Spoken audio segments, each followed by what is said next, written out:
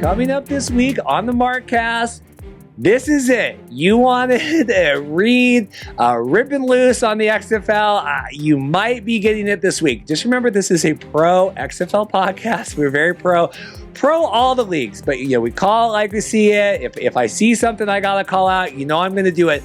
Loaded show. New XFL cities? Question mark.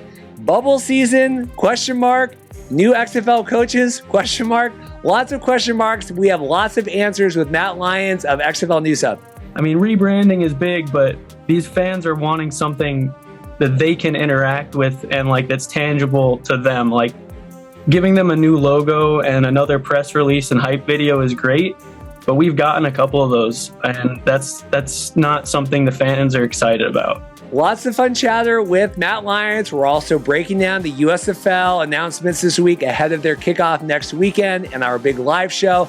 Then your previously scheduled CFL content this week. We have President and CEO of the Edmonton Elks, Victor Cui. You wanted him, we got him. There's not a silver bullet to that. I'm not the silver bullet. I'm not, even though I'm engaged on social.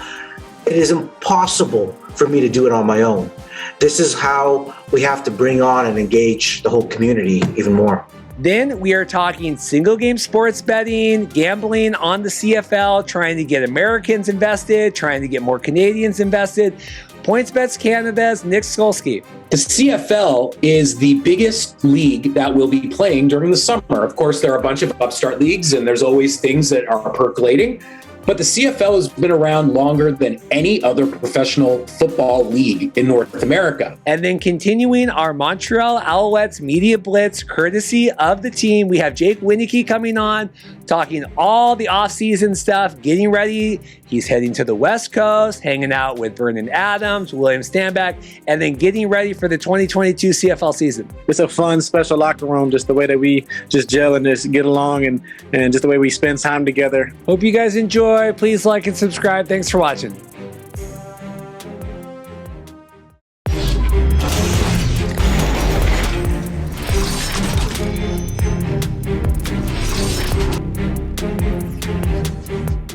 Hey guys, welcome to the Markcast. Reed here. Happy XFL logo announcement week, everybody. Lots of excitement and chatter going on in the world of the XFL right now.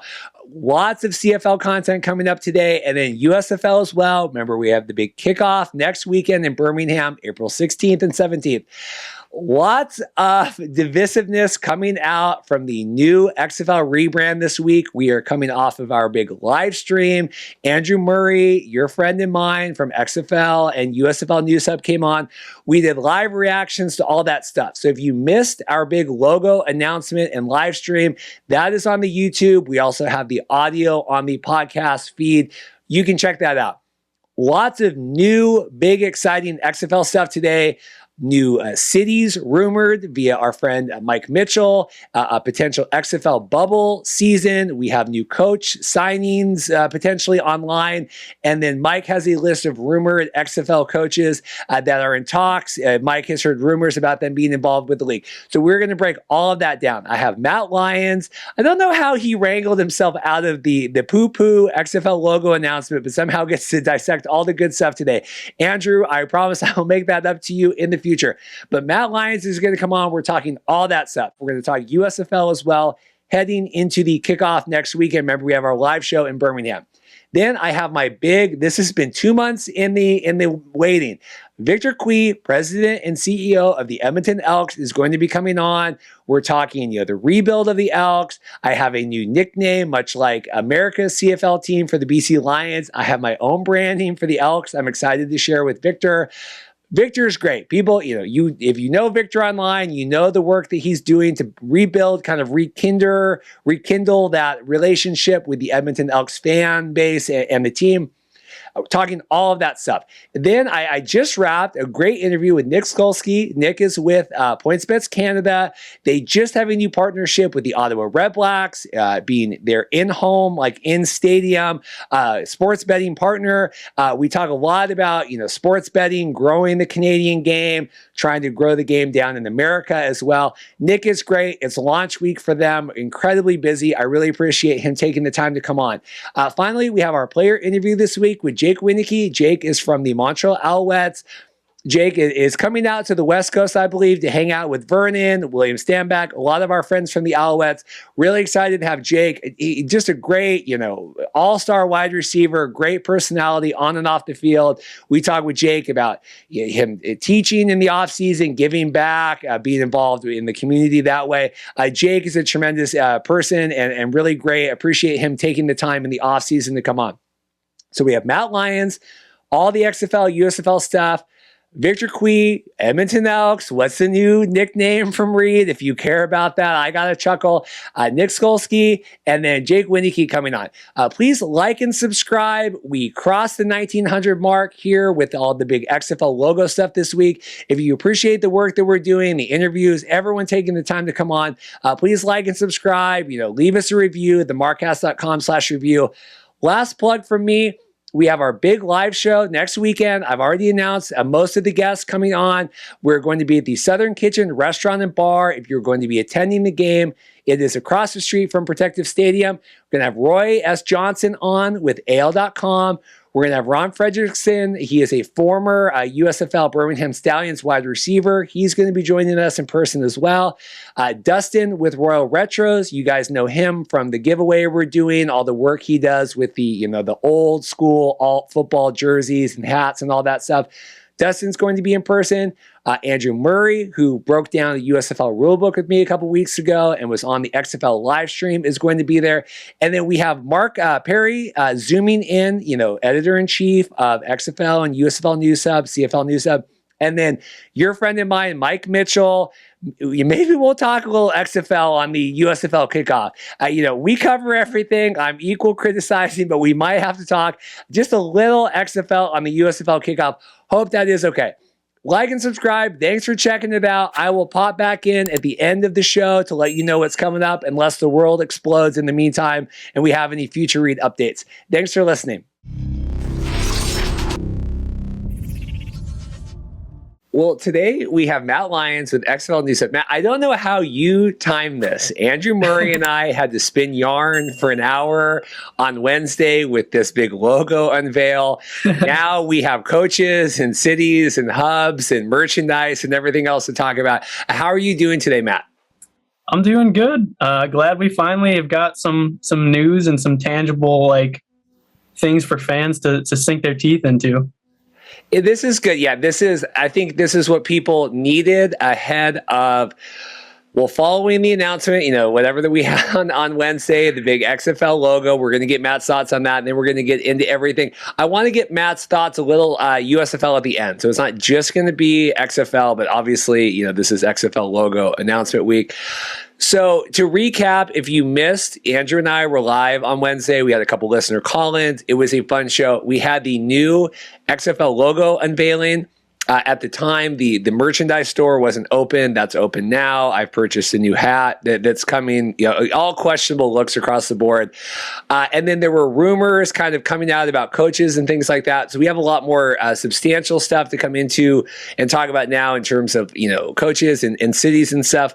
But before we move on, Matt, what did you make of the whole announcement on Wednesday?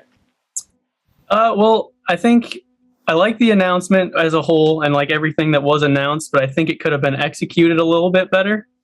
I do like the logo. I know some people aren't a huge fan of that, and it's not that I love it or anything, but it's not bad. It's a new logo. We kind of suspected that was coming. I also think that I think you had pointed it out actually.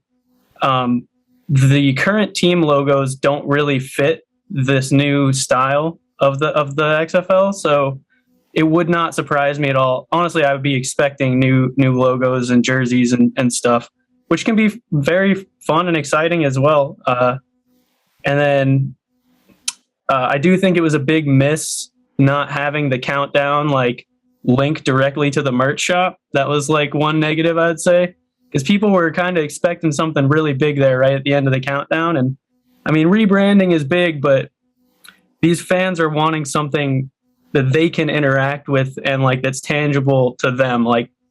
Giving them a new logo and another press release and hype video is great, but we've gotten a couple of those, and that's not something the fans are excited about per se.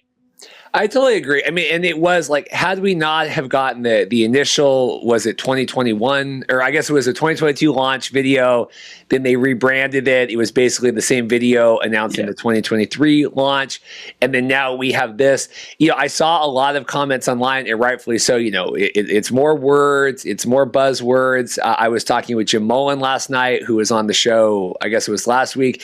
He said you can't use buzzwords to build, like, to generate authentic excitement, right? Like, that's not, it doesn't go hand in hand. It feels weird. Like I said, the merch thing was weird. Even now, like the logos, I know we were going back and forth in the chat, like they don't fit right. Even the XFL's Twitter profile photo doesn't fit right. It's not cropped right. Like, it just feels sloppy for, like, I don't know if they were trying to rush with the USFL, like, these leagues claim, right, well, we don't worry about anyone else. Like, I know USFL was very upset with some of the XFL's timing previously, not this, but when the timing when the NFL partnership announcement came out, the feedback from the USFL was like, they're definitely trying to hop on our momentum at that time when that was going on. So it wouldn't surprise me if there was some animosity as well right now with the USFL. And like I said, it just felt sloppy. Whatever you think of the logo, I think the unveiling was not pristine. Yeah. And I will say, though, it was good that the shop did go live eventually. That definitely changed some opinions and like the attitude that Twitter had towards everything, for sure. And I think that it's pretty huge that they have Under Armour stuff in there. I think we kind of suspected that would be a thing just because of the Rock's connections, but I don't think they ever officially announced that. So seeing that in there was really nice. And that hoodie is really nice. Yeah, it's good. I've seen a lot. It looks like a sports brand, not a sports league. Obviously we've seen all the memes. Very minimal, right? It's the XFL. The Axe, it looks like the Axe logo. It looks the official Twitter account for Axe even got in on it. Well, and that was, I thought was very interesting. My question is, and I was talking with listener Harrison about this, like, are they in on the joke? Like, are they happy with this? Are they not happy with this? I want to get your take. My feeling is sometimes when you are so secretive about everything, you don't get like that open world, like, hey, what do you guys think about this? Like, we share ideas like, oh, hey, that kind of looks like a penis or whatever. If you're trying to make a logo, or, oh, that might look like something not appropriate, or, that word means something in a different language, or, you kind of get these brainstorming ideas when you're trying to come up with stuff. And like, I think they're so secretive about it sometimes that maybe you miss out on that, like, survey group maybe that would benefit from like, hey, that kind of looks like a bunch of other stuff that already exists. Well, and to add to that, I would assume that all the people that they're bouncing these ideas off of are people that they've handpicked for the team. So in some form, their ideals are all lining up anyway. So they'll have to realize that, like, not everyone is going to share the same ideals as them. And I mean, they can do whatever they want in business, but they're going to have to, like, start appealing to some more people here, especially with the next announcements. Like, if this wasn't the beginning of the rollout and the next announcement isn't something that makes a splash, well, like, that was the last window without any other sports, and like the USFL will be rolling and all that stuff. So there's definitely going to be less eyes on them with the next announcement, no matter what it is. If it's not a splash, then they're probably going to start losing some people's interest, as much as I hate to say that.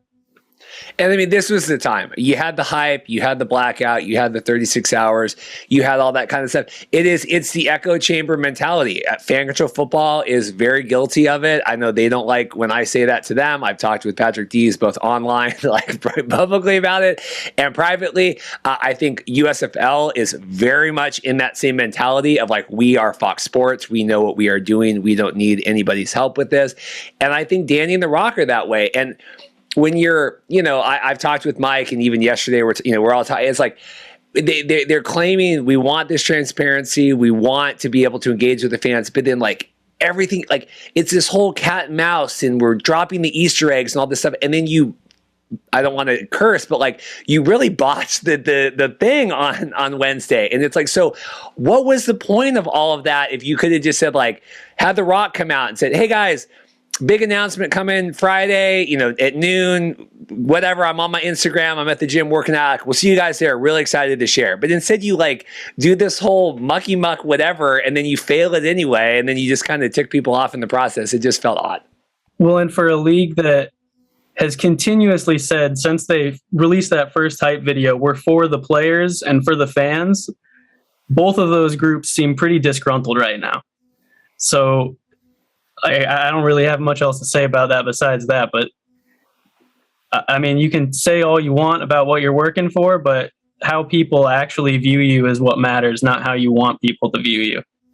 That being said, also, like, they could have at least given us an updated timeline with that release. Like, I know a lot of people were wanting everything with like cities and teams and all that stuff, which would have been awesome, but I wasn't fully expecting that. I wanted it to, but wasn't expecting it. But it would have been nice if they could have been like, okay, guys, next 2 months, everything else is going to start rolling out here. This is really the beginning, like for real this time. It's going. Yeah, for real.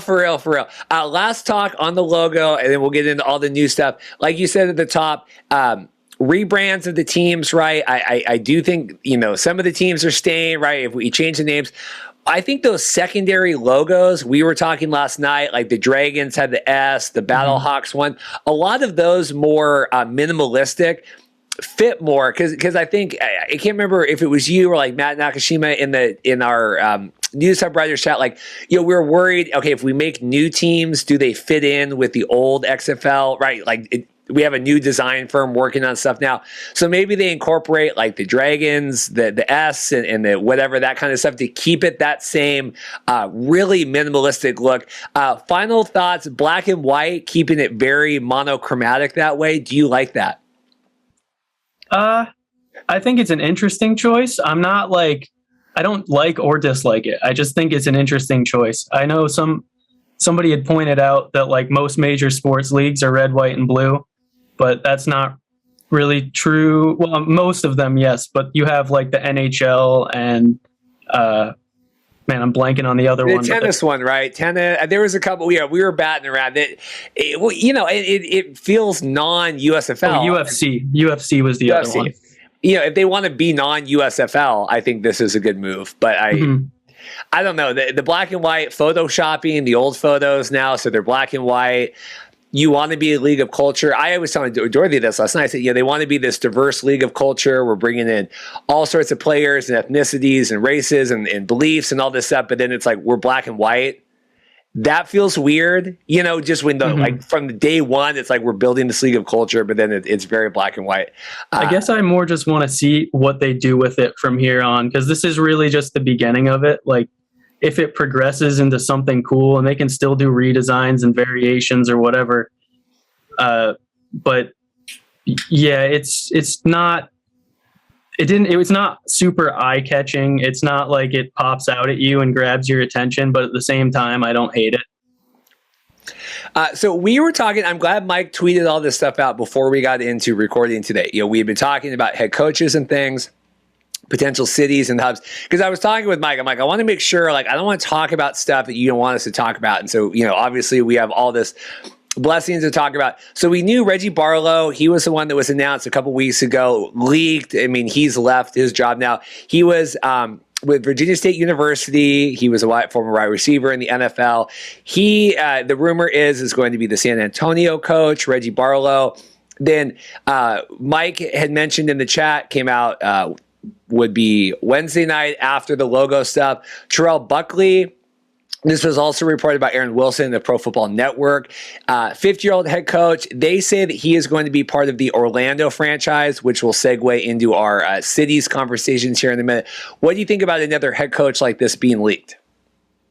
I really like that they're going to former players. I think I've always honestly thought, even before we heard rumblings that might be a thing, that a lot more former players should get opportunities at coaching. So I definitely like to see that. I believe he was coaching he was coaching in college as well recently. So he does have coaching experience, but I like seeing these guys get a chance that haven't had a real professional chance before. It's cool to see if they can make it work. Yeah, we're getting into the point you're going to get a lot of XFL people and I was already talking with people in the chat, why not June Jones? Why not whatever? We'll get into some of the other coaches.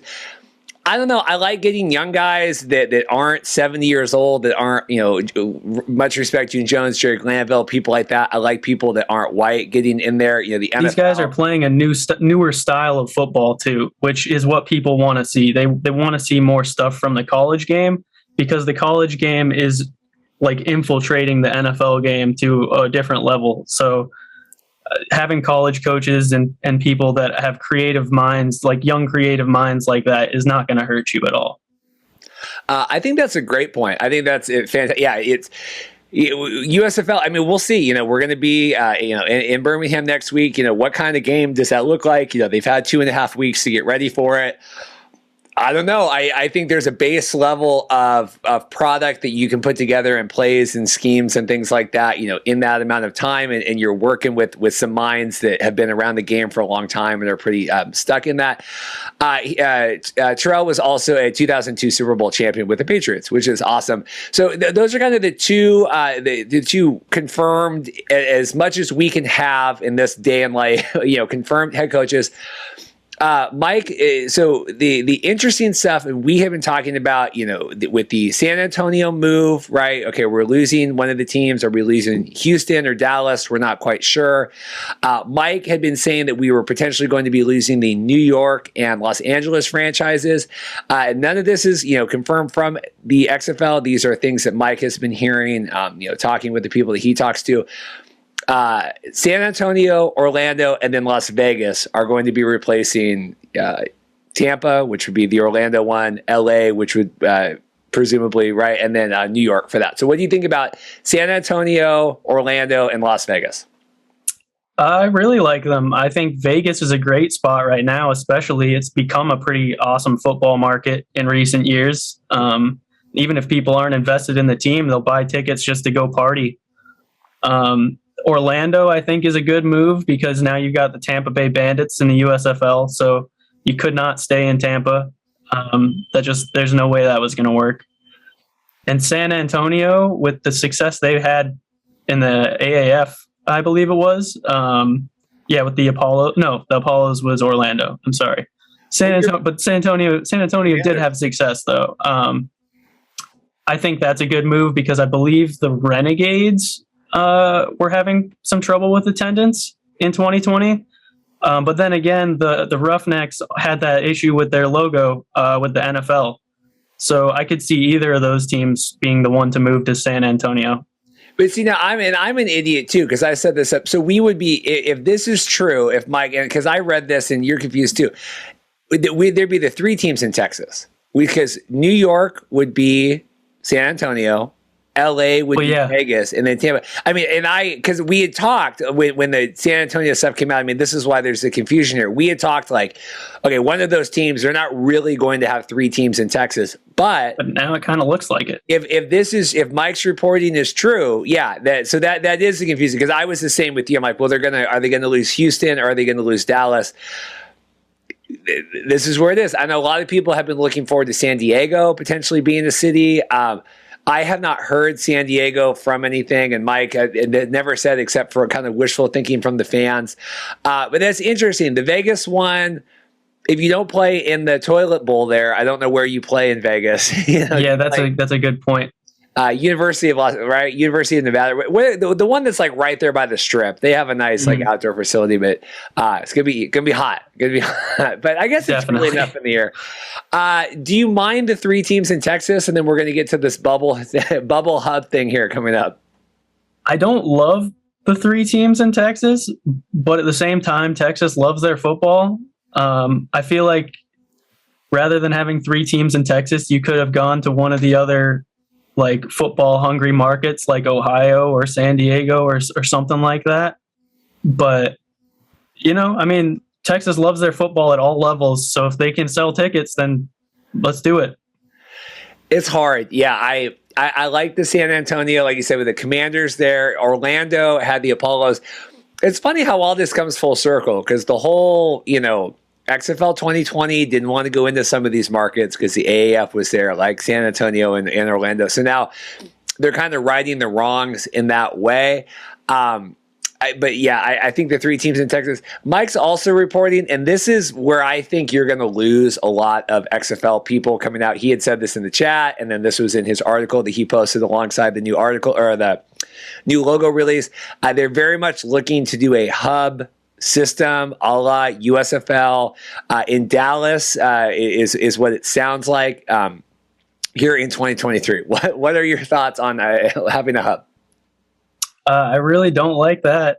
I feel like part of what made the XFL in 2020 feel so legitimate was having everyone in their own cities. And I believe when we were talking to Mike, he mentioned that if they do a hub, it would be for some type of tax write-off or something for the first season, which would make sense. I get that, save money.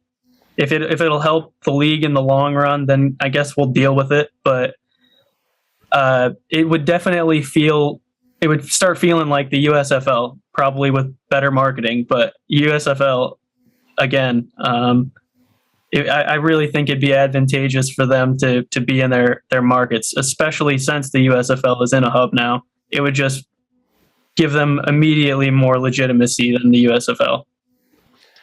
If they were in their cities as opposed to in the hub. Yeah. This is, to me, this is like ground zero, like break emergency glass kind of situation. If this comes to fruition, I get it. I've never been like opposed to the USFL. Like say what you want about me and whatever I said about USFL stuff. I don't think there's ever anything on tape where I've ever said like, I'm opposed to that idea. It saves money, ride, and travel. I'm opposed to some of the cities they've chosen to potentially move into afterward, right? Because you could call the cities whatever you want right now because they're not actually in those cities. Like I would actually play it in more benefit and be like, well, we're going to be in Seattle or whatever, even though, you could rebrand, whatever you want to do. Never been opposed to that. But now you're running into this. Well, the USFL is going in the bubble. XFL is working all this stuff. They're 2 years ahead. They've been working on this stuff forever. That's what people are saying. Now, if USFL does year 1 in the bubble, year 2, if they get all the teams out, if they get half the teams out, well, now XFL is playing catch up to the USFL, right? And even if they don't care, right? Like Danny and The Rock don't care about public perception of it's going to take us 2 years and we're losing. They don't care. But as someone that has to podcast about these leagues and talk on Twitter, the fans very much care, and the mentality. Well, and the players do too, which is going to be what makes it run. So if you're upsetting your players, then the players are going to go to whatever the best opportunity is, and if they think that's the USFL because they're in their own cities, and at that point, hopefully having a little bit bigger roster sizes and stuff, then they're going to pick that. If it's the XFL and they're paying better and whatever, then they're going to pick that. But people are going to pick the best opportunity. So if the public perception around your league is not good and you're already going to be starting behind the USFL in some aspects, then you'll have some work to do for sure. I don't realistically know how likely the chances are of the USFL moving 8 cities. I could see them doing half and half. That's a lot. That's a huge jump, and that's a huge jump for the XFL, the USFL, anybody to get 8 stadiums and leases and teams and all that stuff. I wouldn't mind the 2 bubble system, like Brian had back with. It would be spring league, last summer where we had. Yeah, I was just going to mention if they can't get all of the teams into the cities, then I wouldn't be surprised if we see a 2 bubble system like last time or the last spring league. Well, and I don't know if it was you or someone in the news hub where if the XFL had to go this route, do the 2 bubble and do St. Louis and then do whatever city you want in Texas, whether it's San Antonio, if you do the Alamo Dome or do somewhere, Dallas has 1 million stadiums, but do it that way because then at least you're kind of keeping that foothold and being able to sell tickets in 2 different venues. That's a lot more work, but it's certainly less work than, my camera glitched out there. It's certainly less work than, trying to do 8 cities if we're doing 2 bubbles. I don't know. I think you're going to lose a lot of XFL people if they go this route. I think you're going to see a lot of people be like, well, the USFL has already done that. They're moving ahead. They're further ahead down this course of trying to get going. You're probably also going to see people that, well, if they go down that road, you're probably going to see people that aren't like super invested in the league tune in and be like, wait a minute, why are they in a hub? They were in cities like a couple years ago. What happened?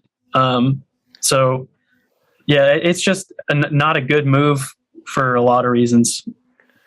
Well, and you also, I've already gotten a lot of like, because the USFL, they were kind of jumping on, right, taking advantage, the XFL and the rules and stuff. I very much think you're going to get that. Well, now the XFL, they're trying to copy the business plan of the USFL, even though it's all this. I mean, if no one owns this business plan, like, I mean, shoot, if anyone, like, they're all copying Brian Woods, right? But like, you're running into this, like, well, who's copying who? And like, first to market matters a lot sometimes. Doesn't matter how good the product is or bad the product is or what, like, if we're the first people to do it, like, that's all that matters, and kind of history favors that side of it. And them taking a step back, especially when we had it, like, I was at, the stadiums not that long ago for the XFL. It'd be very sad to think that we had to come back and do this now. For real. So we had that. So any other thoughts on that? I want to get into these other coaches that were rumored. Any other thoughts about the bubble? Anything? I don't want to beat it to a dead horse, but I want to make sure we give this fair shake. No, that's really all I got on the bubble. I wouldn't like to see it. If it happens, so be it, but would prefer not. Yeah. So the final kind of tweet star that Mike Mitchell had today, he said, the situation is fluid, but some of the names I've heard as potential head coaches in the XFL that will go along with Reggie Barlow and Terrell Buckley are Bob Stoops. We know Bob Stoops, Wade Phillips, Rod Woodson, Heinz Ward, Anthony Becht, John Kitna, and Mark Trestman are also candidates. I have little bios here from all of them. We can chat through that. At first blush, any takeaways from that? I think there's some really notable names for sure. Again, I like seeing former players. That's a really awesome trend that I personally really enjoy. Bob Stoops coming back, I think, is big. He's probably one of the more well-known coaches from 2020. And on top of just a great coach in general. Wade Phillips has been around the NFL for a long time. He recently was actually doing some stuff with the ELF as well. But he was with the Rams. I believe he won a Super Bowl with the Rams. Rod Woodson, awesome former player. Heinz Ward, awesome former player. I'm not super familiar with Anthony Becht, but I believe somebody in our chat was talking about them. And then John Kitna, another former player, I think. Seattle quarterback. I mean, that could be your Dragons head coach right there. The second I saw that, I'm like, well, that's the new old Jim Zorn. Like, we're done with Jim. I could see that. And then Mark Trestman, I feel like Trestman coming back would be a fill-in if they can't get any of these other guys. Yeah, Trestman's fine. I mean, he's been in the CFL. He's been, a long-time coach. He was a little surly with some. I mean, he was someone I remember that got in with it with Quentin Flowers and all that. I mean, I don't know how game he is to go around this another spin on the block. I think it's good to get Bob Stoops. I think you got to have someone from the first 8, right? If we're not going to have like Pep Hamilton's not going to be doing it, you're not going to have. I'm off the June thing. I think June wants to be retired and go live in Hawaii and not coach in Hawaii. So I have bios here. Bob Stoops, right? We know him, University of Oklahoma, former Renegades, with the XFL. Wade Phillips, he's a football coach. He was the head coach of the Broncos, Bills, and Cowboys. He also serves as the interim head coach of the Saints, Falcons, and Texans. So high pedigree there. Long been considered to be one of the best defensive coordinators in the NFL. In his long career, he served as a defensive coordinator 8 separate stints. That's a big. I mean, that to me, that's a good resume. That's someone that you want included in that, right? Definitely. And like I said, he's a super knowledgeable coach, and I believe what he was doing with the ELF actually was coaching seminars over there, where he was like, I think it was a 2-day event thing where he was just bringing in all of the coaches in Europe that wanted to learn, and just talking them through about like being in NFL organizations and stuff like that, and how he operates and schemes and everything. So he's definitely interested in alternate football and growing the game of football. I think he's a perfect fit for this league, honestly. That's a good point. Yeah, someone that's going to be traveling and taking part in ELF and doing all that. Certainly someone that wants to grow the game and give back in that way, right? I mean, that's the thing. Like, I think with the USFL, sometimes you get some of these guys, oh yeah, that sounds fun, I'm going to go do that. I'm like, it's way different being the head coach of, like, you know, the LA Wildcats than it is, you know, being with the Steelers or whatever. I mean, it's just a different level of like what you have around you and the tools and the expectation. A lot of different stuff going with that. More responsibilities. A lot more responsibilities. Well, Sam Schwartzstein talked about that, where it's like, you know, in these little leagues, not little leagues, but the alt leagues, you know, you got to be the play caller, and you're doing the challenges, and you're doing all this kind of stuff. You know, let's focus on coaching. Rob Woodson, he's professional player, cornerback. 17 seasons. He was with the Steelers for 10 years, key member of the Ravens Super Bowl championship team that beat the Giants. He was also with the 49ers and the Raiders. So he is a defensive player of the year back in 93. So that would be like we're bringing in a player here to help, you know, not a former coach in that way. Any thoughts on Rod? And then we have Hines Ward, right? He is legendary Steeler, University of Georgia. He's currently the wide receivers coach at Florida Atlantic. And he was voted MVP of Super Bowl X. I can't do the math on the Roman numerals right now. Any thoughts on those? We have two former players in Rod and Hines Ward. I really like both of those a lot. And when I saw Hines Ward's name, it didn't surprise me as much because I believe he was involved in the AAF as well. So he's another one who, just with a history of being involved in alternate football, like, you know, these guys want to grow the game and just continue to be involved in football. So I think that those are both awesome grabs. The interesting, this goes along too, and I know the NFL was doing this with the Houston Texans vacancy back. They ended up right. They promoted Lovie Smith or whatever, but they were trying to look after their whole debacle with Deshaun and all that. They were really trying to bring in a couple former players to kind of interview there as well. Like, I believe it was Josh McCown. That's right. I knew I didn't remember the name, but, you know, trying to, like, let's think outside the box here a little bit. And if the XFL does this and it's successful, you know, that's only going to move up, you know, potentially with the USFL guys as well. But bringing in some of these players to help, more than anything, as a football coach, right? You're a leader of men, and you need to be able to, like, take the lock. I mean, we can figure out offensive schemes and all that stuff. Like, you need someone that can lead the men on the field and really kind of walk them through what they've gone through. I think that's good. This Anthony Becht one is interesting. He has followed all of us with News Hub for, I mean, forever now. He is, right? He is the former American tight end. He was with the New York Jets. He was also with the San Diego Fleet. I think he was a tight ends coach for them. That was someone that I think we all thought would potentially be like in a management position, because he had followed a bunch of us back, you know, in the dark ages between when The Rock kind of bought everything and then, you know, now. But that is someone that he has seemed to be very involved in the XFL for a long time, at least just on social media with his followings. Yeah, he's one of the guys I'm not too familiar with, honestly. So I'll take everyone's word for it. I'm excited to see him potentially. So, this one is good too. John Kitna, former quarterback with the Seahawks, the Bengals, Lions, and Cowboys. He played at Central Washington University. That's a good. I toured Central. Matt, not you, Matt, but the Matt that works for me went to Central. Lots of CFL guys that bounced around and stuff too. That's a weird. Some of these schools, Central Washington, Eastern Washington, promoting a lot of these players up that you would not expect. He's a football coach at Burleson High School, but he was signed in '96 by the Seahawks. This is your Dragons head coach, if this is true. Probably, yeah, it would make sense for sure. And like with the Seattle fans, for sure, they want that type, or they'll definitely dig their teeth into that type of historic coaching hire.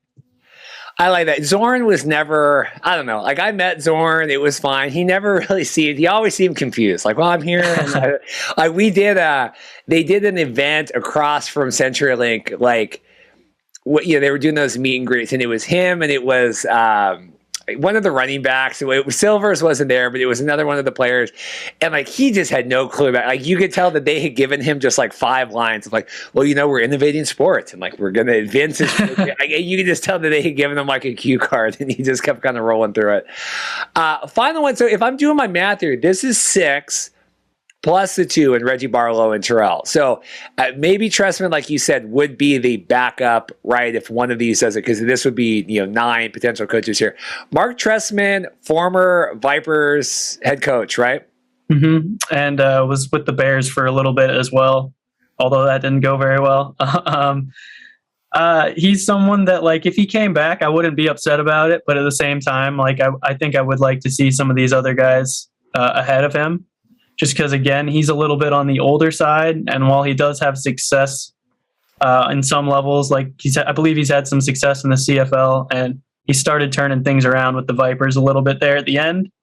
I would like to see some more like creative offenses and just newer systems and stuff like that. And it seems like players are going to be more excited to buy into that stuff too. Not saying Trestman couldn't adapt and do some fun things, but I feel like bringing in people who have played the game will look at like creating plays a little bit differently. Like even when I was playing football back in high school, like you'd line up and the coach would have you run a route and you'd be like, man, I wish I could draw up this play. Like I could do this. Like any player wants to draw up their own plays at times. So letting them do that, I think, is going to be really fun, especially with the double forward pass.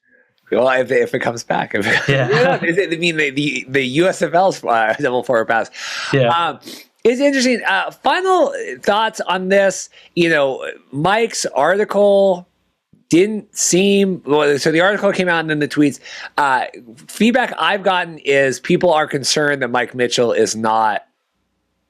Like it's probably the most sour Mike has sounded on everything thus far, with the relaunch, with some of the, the hires and non-hires coming back, with all this. What do you make of this, and kind of round up thoughts on this? Well, I think a lot of the things he points out in that article are good points, and I definitely understand why people in general, not just Mike, would be kind of sour with a lot of these changes, because I mean, things worked in 2020. You had a successful product. So why buy everything if you're just going to change it? And I think he even mentions that in there. Like if you like you could have started your own league, but instead you bought these trademarks and logos and everything for $15 million. So if you're changing all that, then like, what did you buy? Yeah, no, that's a great point. But overall, I think that I do still have faith in the league, and I do think a lot of it is just that people in general don't like change, and change can be scary, especially when the thing that we had before was so awesome. But I think we just got to keep faith in them, and I think what we end up with is going to be a cool product. It might not be exactly the same as it was, but I do think that it's going to be an exciting and fun product. As much as we've kind of seemingly trash talked on this podcast, but no, I am really excited still, and I think that they've got a good vision for things. I think that them waiting till 2023 has looked better and better as time has gone on. But I definitely understand not wanting to leave what was awesome about the 2020 season in the past. I think people were looking for the negative XFL read. Have I been negative enough? I would say we probably both have. Okay, well, no, I want to make sure, because I want to make sure. It's going to be fascinating to me. This is the story we need to watch now. USFL is getting, I'm thinking about this in my head. I must have cut you off earlier. So USFL is dealing with all this trademark stuff, right? Like the old and where the lawsuits, they bought all this stuff, whatever. If this new XFL, if they're dealing with the same crap now, like, right, you have the old XFL homers fighting all this stuff, it's going to be fascinating if both of these leagues, right, end up dealing with the same kind of thing of like, we inherited this, like we thought we would profit off this past, but now we've inherited all this stuff. Don't you think that's interesting that like the XFL could, if they do enough wholesale changes here, could potentially run into as much issue as the USFL has with their stuff? Yeah, it's honestly kind of crazy that like how many parallels there are with how different their business models are. Like they're trying to go about things completely different ways, yet there are so many things that they're both encountering that are the same. It's going to be really interesting to see how they navigate that stuff if they are dealing with it. I hope they're not, but it's definitely on the table.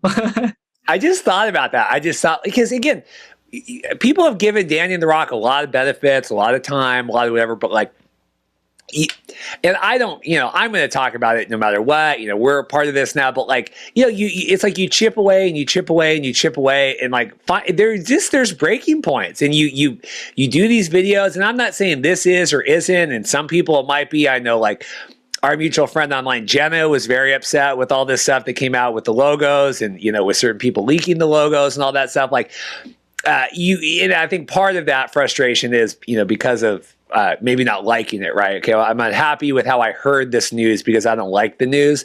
But you people have a breaking point there, and I'll be curious to see kind of as this continues, if you retain a lot of that. I put a poll out. It seems people aren't as negative as I presume they would be. It's about 30-30-30 of like, are you feeling good, neutral, or bad about kind of all this stuff so far? Well, that's good, at least, because it definitely seemed like people were pretty vocally upset. But I guess it was just the vocal minority. Vocal minority. I want to do a little USFL before we get out. Any other XFL thoughts, or we'll put a pin in that for now? Just to finish up the XFL stuff, I know a lot of people were sort of underwhelmed with the news on Wednesday, but this really is the beginning. Like, this is the beginning of the rollout, and it really does sound like things are going to, all the stuff that the fans and players want to start hearing about are going to be sprinkling out over April and May. So while it is still slow, this is really the beginning. Well, it's yeah, I mean, this 2-year runway is just, it's insanely long. I mean, people just don't understand how quickly the world works in that way with social media. That, like I've said before, 1 week on social media is like a month. I mean, you gotta take that with a grain of salt. USFL stuff, we're a week away. As this airs, right, I'll be, as we talk now, I'll be driving to Birmingham from Nashville next week to get ready for this. Thoughts on USFL? There's things that I like. There's things that I don't like. I think that the Twitter accounts for all the teams stepping up the content with practices and all that stuff has been great. I still wish we would get a little bit more, but as a football diehard, I'm probably always gonna be wanting more. I'm honestly just really excited to see these teams hit the field. I've been doing power rankings for XFL News Hub or USFL News Hub, so I know, or I've been looking at all of the teams, and I'm definitely very interested in all of them at this point. There's been some things that I've got questions about, like why the Gamblers haven't been making any moves. Because they don't look like a very strong team, but the top half of the league looks really competitive, and I'm really excited to see it. I think that the Philly Stars in particular are going to surprise a lot of people, especially right out the gates, just because of the players, a bunch of the players' familiarity with the coach's scheme already. When you only have like a month to ramp up, that's going to be huge. Yeah, I memean, I think preseason is starting today as we record, whatever that's going to look like. It's a really short runway. Mm-hmm. Really short, not in terms of like announcing the league and all that, but getting these players up to speed. I mean, they've only been in training camps like 2 weeks at this. I mean, it's really quick. Like, I think the Stars and all that with their familiarity there, but I just worry conditioning and injuries and rest and getting ready, all that stuff. I mean, this is a really condensed, and we're just not seeing a lot out of that. Like, I didn't live through the XFL training camps, podcasting it every day, right? Like we are now. But the feedback I've gotten is there was a lot more like videos coming out and training camp battles, and these QBs are battling, and these things, these position jockeying and all that. Well, stuff. And a lot of it was open too, like to fans and stuff. It seems that I was talking to someone on Twitter the other day who is actually going to school in Birmingham, and their their college's field is being used as the practice field for the breakers and gamblers. And they said that they're not even allowed to see most of the practices. I think they had 2 of them open, but that's it. And if I remember correctly, he mentioned that the preseason games weren't going to be open to people either, which I kind of find odd because, you're just building your brand. Like, it doesn't matter if it's good or bad football at that point. Just let the college kids come watch it. Yeah, I don't know what we're trying to hide here. Jason Greger was on a couple weeks ago. We were talking same thing in the CFL with like them trying to promote and protect schemes and back in the day, and were you able to attend practices and stuff? And it's like nobody cares. Like what they're going to run. Like it just depends when they're going to run it. You don't know that. I mean, look at the XFL. They had the stupid headsets. They were worried about coaches listening into the headsets and like. Yeah, I mean, you had a player in the middle of a game stick his helmet up to a microphone so that they could hear the calls over the TV. It's not as big of a deal. You still have to execute. But I don't know. There's not a lot of news this week with the string. I mean, I'm certainly glad that the XFL had this. The big news that we had, and this is nice. Mark put me as the one that broke the story. I don't think I was the one that broke the story, but I certainly appreciate Mark giving me credit on Twitter for this. We have Kurt Menefee and Joel Klatt are going to be the lead USFL play-by-play. Friend of our show, Kevin Kugler, is also going to be involved. We don't know who his sidekick is going to be for the games. So Kurt and Joel were both with the XFL. They did play, they did calls for that. I say again, time is a flat circle. Everything comes back that was before. What do you think about Kurt and Joel and then Kevin Kugler, Kevin did a lot of the spring league games. So we had Kevin on to talk about that back before. I like all those a lot. They're all great announcers, and I think it's really important that you have good voices for these games. Again, that's something that just adds a level of legitimacy to it. If people are hearing the games they're watching commented by people that they already watched games by, it's going to just feel normal to them. So, yeah, I think it's a great move. I'm excited to see if any more people get announced. I had I think it was the week before the Mega Bowl. We had Kevin on. I think it was in the preview show for that back in the summer. Really fascinating interview with him. Just how much more work goes into them. These announcers spend hours. It's not they get paid to show up for. There's hours and hours and hours that goes into prep and figuring out all the different players. But especially when you're doing these all spring league games, or spring football, not spring league, but spring football games, like you really have to look up these player stories, right? Like, it can be hard to find stuff about some of these players. You don't know. It's like, okay, everyone knows who Tom Brady is. Okay, everyone knows Patrick Mahomes. Everyone knows stuff. Like when you're talking Brian Scott or when you're talking, Ben Holmes who got injured, right? But like, Ben Holmes now it's looking like it'll be Luis Perez, right, taking on leading the Generals. But like if that had been Ben Holmes, like you got to do a lot of work. Like what's Ben's story? What's going on with that? I mean, Luis Perez, you still have to. Thoughts on that? Thoughts on Luis coming in and getting the spot for the Generals? I like that a lot, honestly. I kind of was hoping he'd get an opportunity during the draft. I was hoping he'd go to some team. It makes sense that it's Mike Riley's team. I thought that they were kind of weak in the quarterback room in general, although I'll be honest, I'm not super familiar with Ben Holmes. But I mean, he was just, you want to talk about underrated quarterbacks. He's definitely one of them. He was in 2021 Spring League Championship, although he didn't win. And then I believe he's not only been on 2 XFL teams, he was in the AAF and has been on a handful of NFL rosters as well. So he's definitely someone good to have on the roster. I think he honestly moves them up. In terms of power rankings, they definitely are up the board a little bit more now. Yeah, I think people are going to watch regardless. I think it's nice to have someone recognizable in that kickoff game. Really curious to see. And then we have Alex Magoo. Yeah. Magoo. Really, I'll be the Monday morning getting the TV ratings for whatever this simulcast is Saturday. It's either going to shut up a lot of people or it's going to, make a lot of people. It's going to be win or lose a lot with that if this whole crazy strategy paid off. It's Stallions Generals, right? Stallions Generals, and then because the 3 games Sunday, I don't care about as much. I care about because whatever they get Saturday, that is the biggest draw, right? They're probably ever going to get, right? At least this first season, especially since it's on 2 networks. Have you given any thought to what you think that rating is going to be?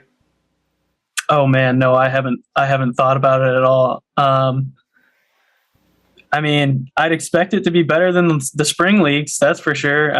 But that's not really much of a benchmark. Yeah, I mean, I really haven't put much thought into ratings at all, to be honest. I'll call my shot here before we go, and then this can be Reed with the dummy dumb or Reed. I think so. Spring League at their best was getting about 450,000 on Fox on those Saturday games, right? The FS1 games and stuff were a lot less than that. I think so. You get 500,000. That's just people breathing with the network on, right? So you double that, right? So we got 500,000 for each. I think with the promotion and everything, I think if you get a mil 1, a mil 2 per network, I think if they get a 2-4, that is my call, over under on that. Let me know in the comments if you think over under 2.4 million for the simulcast. Am I smoking crack? I don't think so. I mean, I see where logically how you got the number. I don't see why not. The hunger for football is definitely there. We're in the middle of the off season of the NFL. We're not quite at the draft yet, so all that news isn't quite out there. So yeah, I think with the USFL kind of taking center stage here in the football world next week, that's a pretty realistic number. Yeah, and don't get me wrong. If they came out with 5 million, I'd be over the moon, because that would reset. The higher the rating is, the better. I'm not saying I want it to be I think that's a conservative number, 2-4. If they came out and got 5 million people, that would reset the world, and XFL would be able to get the biggest TV contract next week that they ever could. So, we want the number to be as high as it possibly can be. Don't think I'm trying to poo-poo any of that stuff. I'm just saying realistically, they can triple those numbers on each network that they were getting just with not promoting. That's a tall order to get that, because they had no promotion. That's 500,000. That's a base level. So if you figure the ads and stuff they've been running, we'll see. Maybe it's 4 million. Maybe I'm thinking 2.4. So I think that's fair. Any final thoughts on any of this stuff? I've kept you a long time. I knew we had a lot of stuff to go through. Anything else before we let you go? No, I think we've pretty much covered everything. It's going to be fun getting to see the spring football wars in full effect here pretty soon. It's good. There's more similarities and differences between these leagues, especially with, like we talked about before, with Rock and Danny kind of, we're forging our own. I think the quote she had was I acknowledge the past, but I am building my own future. I was that's very Khaleesi, right? Very Game of Thrones, very I am the Dragon Queen. All right, that's fine, but there was a lot of scorched earth at the end of season 7, so we will see what ends up here. Yeah, that was good. Maybe that'll have to be the new thumbnail. I have a great thumbnail this week. One of them will be Queen Danny, and then it'll be but that even works out, right? It really does. That's perfect. Queen Danny, the XFL Queen. Matt Lyons, XFL, CFL News Hub, USFL News Hub, everything else. Thank you so much for your time. Thanks for having me, Reed. Been a good chat for sure. Well, today I think this is the longest pre-booked out I've ever had a guest. Long worth it. We have Victor Cui, President and CEO of the Edmonton Elks. How are you doing? I'm doing fantastic. Well, I'm honored to have that Guinness World Record of the longest outbooked, or whatever that would classify as. It's good. We've been working with this a long time coming. Very excited for this. So a little preface. So you are, old to the CFL, new to your role, right? Come in. We are kind of like the Kristen Stewart of the CFL, right? So my heart is continually torn between the BC Lions and the Edmonton Elks, right, which I have myself on today. But, shots fired, you coming on is really swaying it in the side of the Edmonton Elks today. I have to say that. You are like a Jacob coming in, or Edward, or however we want to do it. Well, let's leave that other discussion and the Batman discussion on a different thing. But Do you have to choose a side? No, but it's we do a lot of promotion. I have ideas here for Edmonton I want to get to later as well. I have because BC Lions. Good. You'll be the first person to share ideas with me. I'm excited. I also appreciate that you're a standing desk guy. That's as exciting as well. Oh, thanks, man. Thank you. So how is your? I mean, you've been a couple of weeks on the job now, right? Like a month. How has it been kind of coming into everything? Fantastic. Well, it is like day 60 for me. So 2 months, if you count February as a short month. And it has been, I'd say there's more challenges than I thought, but also just a lot more joy than I was expecting. I knew that it was going to be a privilege to take this role that I'd be very grateful for. But I was caught by surprise just of how happy the work is and how happy I'm enjoying. Like people, I joked about it earlier of you giving me feedback, but people often ask me, how do you deal with that every day of people giving you criticism and feedback? But that's actually the conversations I really enjoy. And I just think that how lucky am I that we're part of an organization where people tell you what they want. Like people tell you what you need to change. Most businesses, you're just like inventing it because you have no idea what your customers want. And in this case, we have a product, people love it. They're like, some think it's good, some think it's bad, some think it's, and I think all of that is an exciting conversation to have. Yeah, I was curious with just, I think a lot of fans would say Edmonton needed some work, right, coming into this offseason, just with everything kind of going on. Did you get a lot of pushback or was it really just a lot of excitement and a lot of welcoming, obviously someone with your skills and expertise coming in and sharing ideas?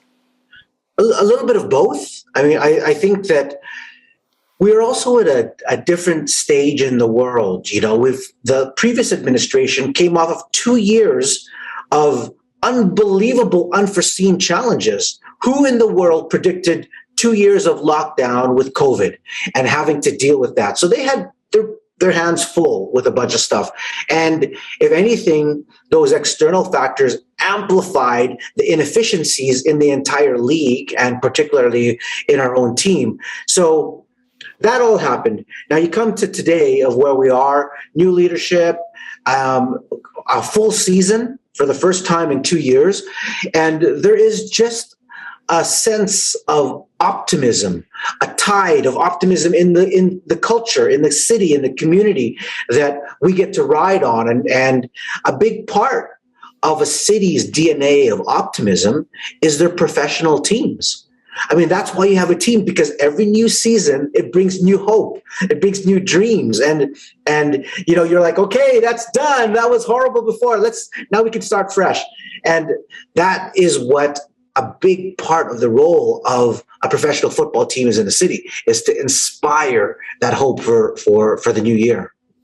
A lot of our listeners, right, are American based. If people aren't familiar, right, with Edmonton and the history, the long history, the Eskimos to the Elks and all that, how important is the city and the franchise to the city of Edmonton? It's very important. And if anything, I probably underestimated how important it was. I mean, I've always personally cared for it and loved it because being born and raised here in Edmonton, but we have a stadium of 56,000 seats. And even on our worst day, well, maybe not our worst day, but on our average day, we are still one of the largest stadiums that in attendance in the entire league. Now, that's a lot of people to get butts and seats for a city. So there are a lot of people that are community leaders that really care about the team. There's a bunch of new people and demographics that we need to continue to reach out to and bring them on board, as does every team in the league, as does every sport in the world, has to figure out how do they reach all the new emerging demographics and younger audience. So that's not particularly unique to us. But to your question, with the city, there's hockey, and there's football, and those have been the golden pillars of the community. And like in any city, there's ebbs and flows of of how people follow the fandom of each one of those teams. I was curious, you're talking about, reaching new fans, and obviously you've come in, tons of engagement, interacting with everybody, doing that. I'm curious, we have the Edmonton fan base disgruntled, right? Okay, we get them back on board, right? We make change, we do all these things. But now, how are you seeing, reaching new fans, right? Fans that aren't on CFL Twitter, fans that aren't already, invested in it, maybe they fell out, get them back their season tickets. How are we getting that next generation now? Well, that's the multi-million-dollar question right there, right? Even if you look at tennis, the average age of the tennis fan is 63 years old. So, I mean, that's the average age, okay?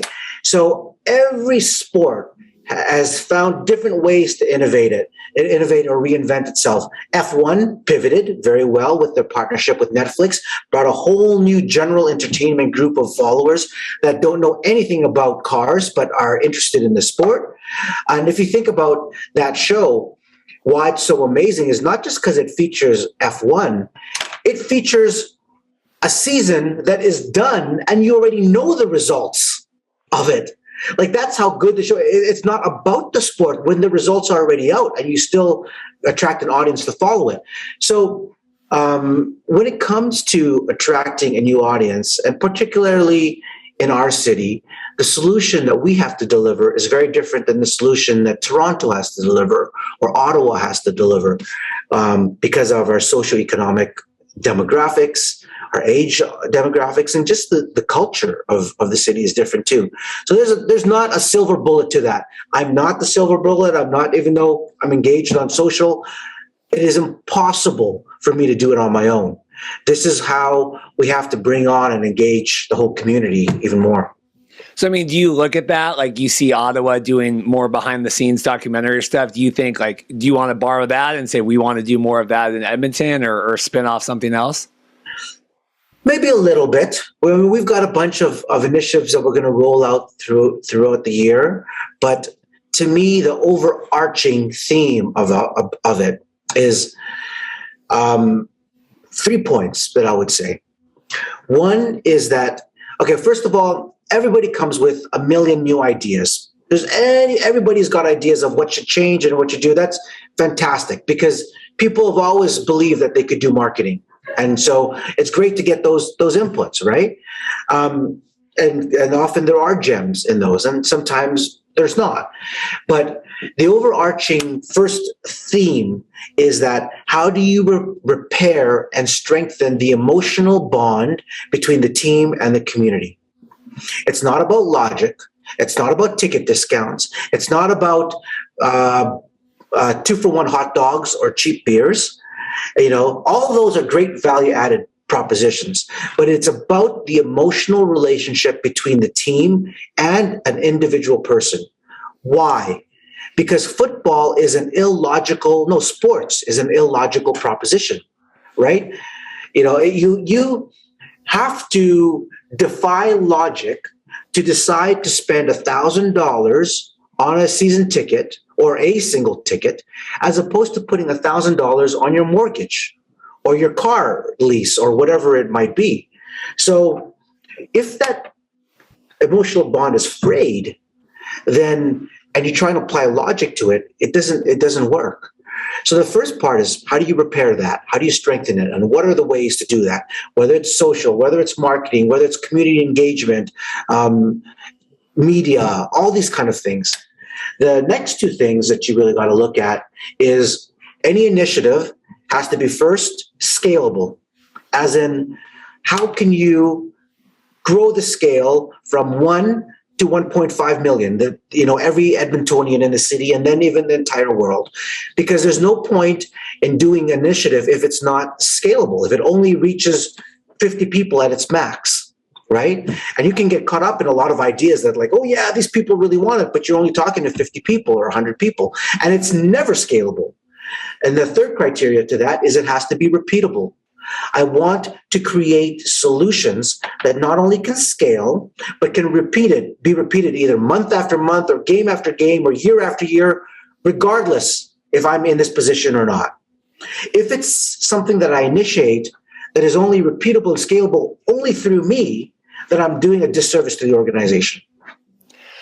It's great. So, I mean, I'm talking too much. Sorry. No, you're great. That's what I'm like, this is great stuff. But so when you come in, right, because we lived through all this XFL, right, and you have all these different owners and the way, the teams are managed and ownership groups and all this stuff. So, I mean, whatever you come in, right, you're one person with Edmonton, right? I've already seen, Victor Cui, commissioner, all these crazy stuff online. But like, how do you affect change league-wide when you're just one of 9? Well, that actually is the good thing, that you are only one of 9. Like, I mean, our league is 9 teams. You can finish last and finish first in the next year. Like, it's pretty amazing that way. The league is actually on a really great path of communication and interconnectivity that didn't exist before. And I think that is partly attributable to COVID, of amplifying everyone's weaknesses and realizing, hey, yes, when the whistle blows, we're fierce competitors. We got to go at each other at the hardest, and there's no mercy. But when that game is done, what are we doing together to grow the league? And then the rising tide and all those cliches. And the league is on that point. We're on this revenue sharing. We're on Genius Sports and all these new initiatives that allow the entire league and carry all the teams that are different stages of development. I think the Edmonton Elks does traditionally have a role of a leadership role in the league as the marquee team that people look at as a successful team and saying, what are you doing? Where are you going? And so that continues to be there. But I mean, last week, or was it the week before? Last week I was, in CFL meetings in Toronto. And the amount of brain power in that room when those presidents, CEOs, and owners get together is unbelievable. So you feel good about, this, like we have you in here, we have, Mr. Damon and BC, you feel good about kind of a new wave of people coming in and smart thinkers and maybe a little more innovative than maybe some of the previous older ownership that was around? Yeah, I think so. And I think even the previous ownership is ready to be innovative now. I mean, look at Hamilton, and you've got entrepreneurs like Bob Young that own the team and understand what it takes to be a game changer or innovate. So I just think that in the past, that level of cooperation and sort of sharing of best practices maybe wasn't done as much. And now they're realizing, hey, why don't we do that? There's been a lot of talk the last, month now, off season, right? Finally, Ambrosi came out and kind of squashed the 4-down rumor, right? But there's a lot of just other talk about, working on the game, improving the game, fixing the game. You're a fan of the league, right? And obviously someone in a power position now. Where do you lay on that? And would you like to see anything improved? I think that when you're looking to make a change, it's very important to make sure you're putting forward the right problem that you're trying to solve. Because if you ask the wrong question, as in you ask the wrong problem to be solved, you get a bunch of answers that maybe are not in the area you're supposed to be looking at. Now, the rule changes, the speed of the game, the length of all of that stuff is really important. But that to me is business as usual. Like, you should every single year, that's not a one-off exploration. It's like every year you maniacally look at how do we make the product better across the board. Rule changes, whatever it is. And if every year you have to revisit 3 downs, 4 downs, then do it. If that makes you better and you come to a different conclusion, fantastic, right? I don't think there's anything wrong with doing that. What I think is important is to recognize what you touched on earlier, which is how do we continue to make this game as relevant to as many people in the country as we possibly can. Now, we've been so fortunate as a league to have such a strong, loyal fan base that clouded our perspective of success. We didn't really see that there was an attrition of this hardcore base until, recently. And everyone's just sort of talked about it, but now they're like, oh my gosh, we got to plug the hole. We got to figure out what's going on. Well, that's what that was actually going to be my next question is, you have it. I would say the best and worst thing about the CFL, right, is the fan base that is so diehard, that loves it so much, almost to a fault, where it's like, we don't even want to hear anything about, changes or going down. I mean, how do you balance those two of obviously you have to cater to your bread and butter, right? Your loyal fan base, but then they're also the ones sometimes kind of holding back progress a little bit, it feels like. Well, man, respecting history is very, very important, because you can't just discard the Eskimo name or the double E. It's a part of the history, and there's nothing to be embarrassed about. You have to be proud of where you came from and those shoulders of the giants that you're standing on to go to where you are today. And I will always have patience to listen to somebody that has been a season ticket holder for 25 years, 35 years, and what they have and what they want to say, because you know what? Like, I haven't done anything in my life for 35 years straight. Like, nothing. You know what I mean? Like, that's an amazing thing to learn from. And I look at it as these history gives you cheat codes. That's why I love reading biographies, because these people that experience good and bad, success and failures, they write it down. And they're like, this is what I did. Now, maybe can you avoid this? And if you are just willing to listen, it helps you get better. So I think I don't look at the traditional or the diehards as holding you back.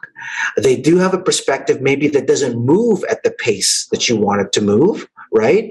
But then on that note, in my experiences, nobody moves at the pace that you move at in the world. Look at it this way. When you're on the highway, why is it that you're the only car that's moving at the perfect speed? Everybody that's moving too slow is like, wow, crazy. Why are you driving so slow, And whoever speeds by you, you look at them going, that friggin' speed demon, like, they're out of control. Obviously, it's not true that you're the only person operating at the perfect speed. Right? But that's what life is like in business, in personal, in everything. You feel like you're the only person at that speed. So your obligation as an entrepreneur, as a leader, is to move the world to your speed. Just you wanted to do this interview 2 months ago, right? And try to force me to move on your schedule. You move it at a certain pace. No. And I got to say, no, we're moving at my pace, and we do it, and we reach a compromise, and that's how it goes, right? I like that. Who do you look up to? What biographies are you reading? What leaders are you inspired by? Well, I've only read biographies since I was 18 years old. That's all I read. And Winston Churchill is one of my early heroes. I really, for his strategic mind, but also just his insane level of bullheaded stubbornness, to learn from that, of like, what is it like when you choose a position that an entire nation doesn't believe in you? Like, even that at that time, in that context of World War II, where everybody, including his advisors, are saying, go to peace with Hitler, peace, peace, peace, let's get a treaty. And he's like, no, we're going to war. Like, what kind of inner strength and belief do you have to have as a leader to take that kind of position? And I try and put myself in there and go, oh, geez, I don't know if I'd make that call. I look at our board of directors when they let go of the entire senior management a few months ago, and I think, wow, if I was on that board, would I have had the guts to make that call? Because it's a difficult decision. And so, yeah, Winston Churchill is one of them. I recently started getting into reading like maybe not recently, as in a couple years ago already, Tim Ferriss's books, because I like how he cuts up basically individual biographies. He takes his entire podcast, which would be an hour and a half conversation, and drills it down to 2 pages. So you get the Cole's notes of every conversation. And I think that's pretty cool. That's good. Before we let you go, I want to get your take on this. I know you get ideas all the time, but I've been working hard on this. Okay, so just keep that in mind. I've had a couple months. So We have dubbed, the BC Lions are America's CFL team because we're a CFL podcaster, right? But I wanted to figure out a good fit for Edmonton, right? And so I was thinking the People's CFL team, right? That has connotations around it, right? With all that. But that's what I thought about this. The CFL is big. We have our league, right? Our balls are bigger, all these things. From an American, sometimes that's, our league, and that I certainly respect all that. What if the Edmonton Elks your CFL team? Nice. That has that emotional tie right there. But I like it. I like the emotional tie and connecting and bringing together community. Community is a big part of it. Maybe one of the challenges let's change it and let's replace it with something else. Let's say we did a caption and it was your WWE, your NBA team. Does it resonate? Does it still work? And the challenge why that sounds odd is nobody loves WWE. Like you love a person, a player, The Rock, or you love a particular character, or no one's going out and buying NBA jerseys. You're buying team jerseys. The challenge the league has, CFL has, is the brand of CFL needs developing. There's not a lot of people that are proud to wear, unless they went to Grey Cup, a toque that has CFL on it, right? And what that means. So I think but there are good examples that have succeeded with that. You take the PGA Tour, and PGA Tour, they're like, PGA Tour, these guys are great. I think was their game, their tagline at one point, or sometimes or maybe the tagline was they are that good or something like that. You know what I mean? And do you remember they had this series where they'd have a golfer in the parking lot and he pushes his shopping cart and the shopping cart would sort of snake as if it was on a putting green and then go right into the lane of the other shopping carts. And then it would be these guys are that good, I like that. Yeah. So there are some really good examples where the brand of the tour is really strong and you can ride on that wave. So, but I like it. I'll think about it. I just, with your blessing, I'm just going your CFL team, the Edmonton Elks. I'm going to refer to it on my podcast. So there you go. All right. Use it as a preface or as a what was that, preface or afterward, whatever it is. Victor, this has been great. I really appreciate it. I think, overwhelming response. I don't think you ever get much positive overwhelming with anything in life, certainly with the CFL, but I think you coming in has just breathed such a life of, hope and everything into, the Edmonton, and then hopefully the rest of the league will follow suit. So I really appreciate it.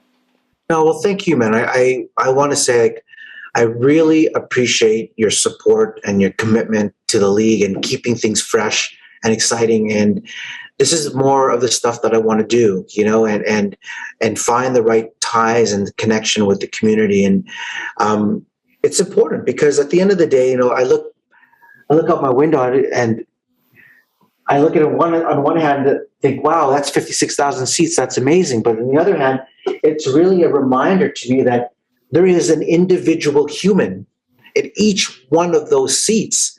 And my role and our team's role is to make each one of those people care.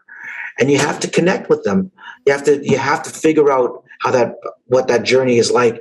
And you are a big part of that journey because we get to ride on your hard work and your listeners and your fan base and continue to tell our story. So thank you. I appreciate it. That's good. And it looks like has the snow melted? I've been following along on Twitter. So we got a little bit of snow. You want to see? Sure. I don't know if you can see a little bit. We're still right at the edge there. Yeah. And I think if it all goes away, but it's not on the date that I've picked, I'm just going to throw an ice cube down there and say, oh, nope, it's not yet. It's still a little bit of ice. Well, this will be good. I'm excited. I'm excited to follow Edmonton this year. We've had a lot of your players on the podcast already. I'm excited for that.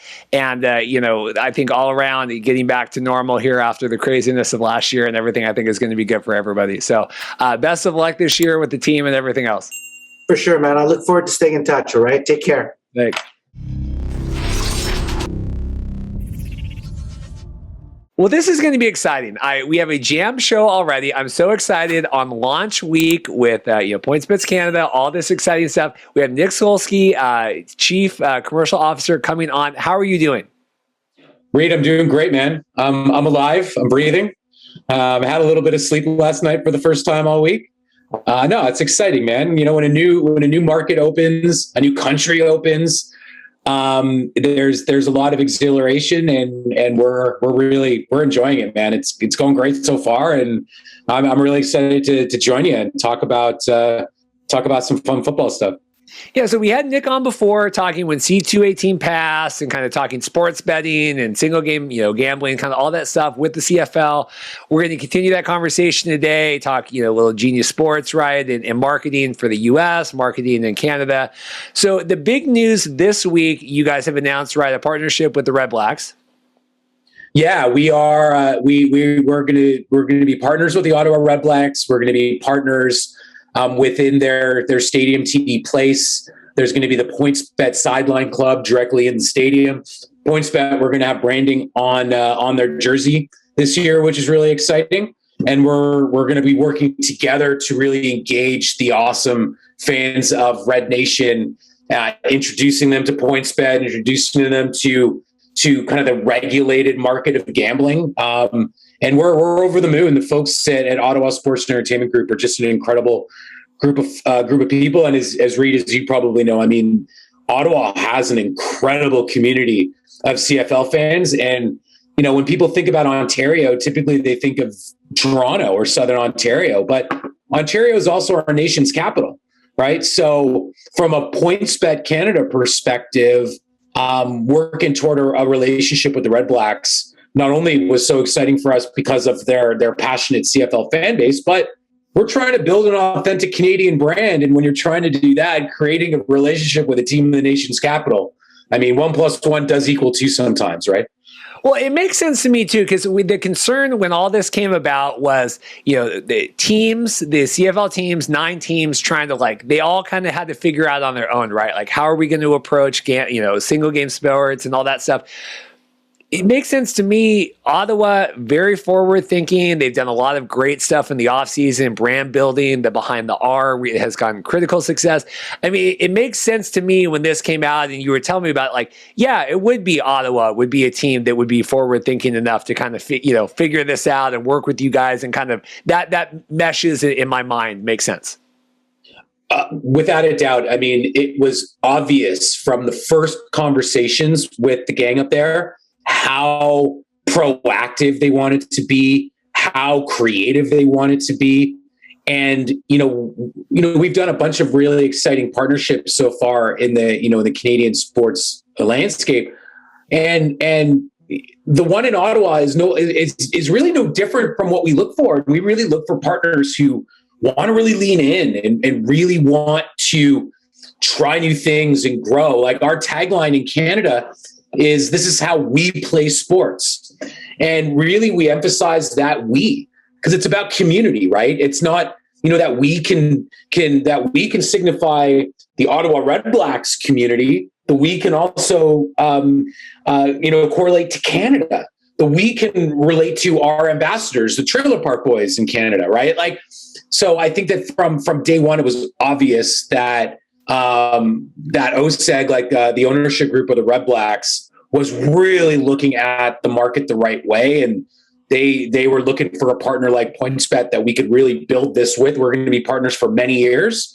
So it's going to be, we're going to hit the ground running. I'm really excited for opening day. It's going to be so exciting. So, this is right, the first step of many, coming down the pike and partnerships and all that kind of stuff. For those, hopping on this now, missed our conversation before talking about, sports betting and the CFL and trying to even move into the US and involve people like that. Why do you believe that single game sports betting, gambling on the CFL and sports in general is so paramount to the CFL's growth and future?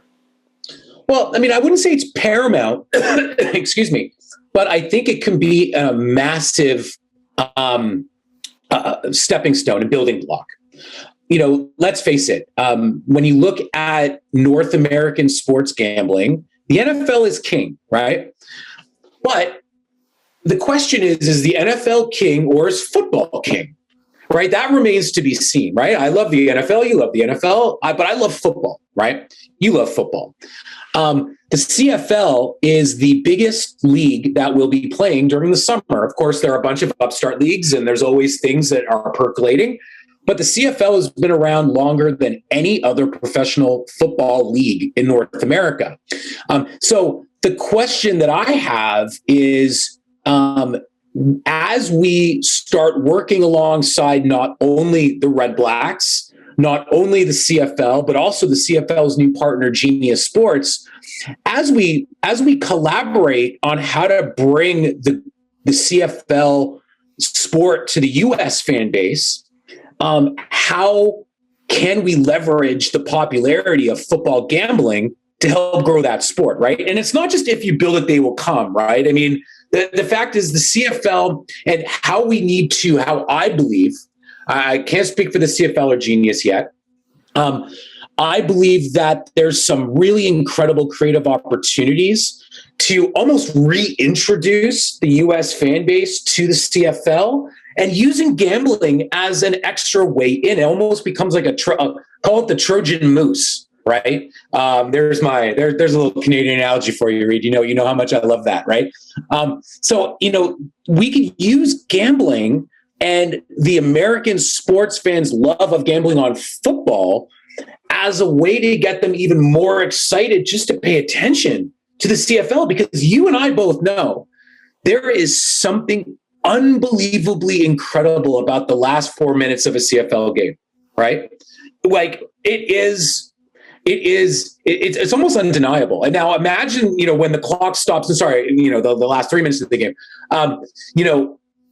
imagine the live betting opportunities during the end of a CFL game. And all of your fans know clock stops on every play. But in the NFL, really, the clock only stops at the 2-minute warning and when there's timeouts or when the ball goes out of bounds. But in the CFL, it's every single play. So I think that there are so many really intricate and exciting pieces to the CFL game that I think the U.S. fan base is going to love. But we all have to do our job reintroducing the CFL to that fan base. And as you know, at PointsBet, obviously we want people to gamble on PointsBet, but we're also building a brand and we're taking big swings. And I think that we're going to have a lot of fun kind of with that US CFL gambling push. Yeah. I mean, I've never got this lack of interest. The people that want year-round football, this all built into that web, right? Even if you support the XFL or the USFL or fan control football, whatever, that, like you said, that summer football, being able to, and I think even Farhan Lalji was talking, this was months ago now, but when they were doing all the crazy XFL talks, like starting the CFL season earlier to try to take more advantage of that window.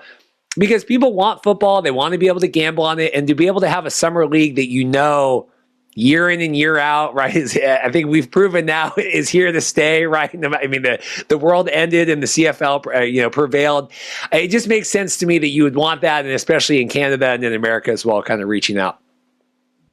Absolutely, and let's also not forget that there's a massive amount of NCAA football players who go play in the CFL. There are a ton of Americans who play in this. There's more Americans in the CFL than there are Canadians. Like, fun fact, right?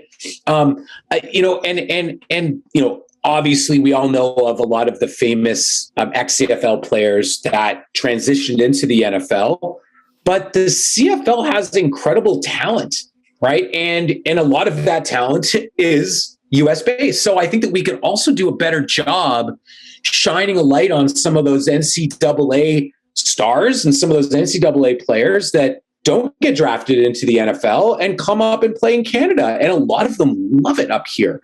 I mean, that's the thing. There's something about watching football, and there's also something about watching football with a packed stadium of diehard fans, right? I think that during COVID, let's face it, we kind of got used to watching sports without fans in the stands. It's better when there are fans there. And there's something magnetic about the Canadian Football League fan base. And I think that the thing that's holding back the CFL from really growing in the US. It's not that the games aren't exciting. It's not that you can't gamble on them, because obviously now you can in the states where gambling is legal. I think it's just getting over the stigma of 3 downs and getting over the stigma of Canadian, right? And that is going to be part of the fun, right? Because there's a lot of fun in that. But it is, getting over the 3 down question, for some people is going to be a factor. But it's just education, right? And especially, let's face it, the NFL has become a pass-first league, right? Well, guess what the CFL is, right? So there's something, there's a pretty logical switch that just has to go off in the mind of an American football fan to realize, oh man, CFL is pretty cool, right? So, and you can't spell cool without C. Hey, there's another one for you. All right. So with the circling back on the Redbacks, partnership and all that.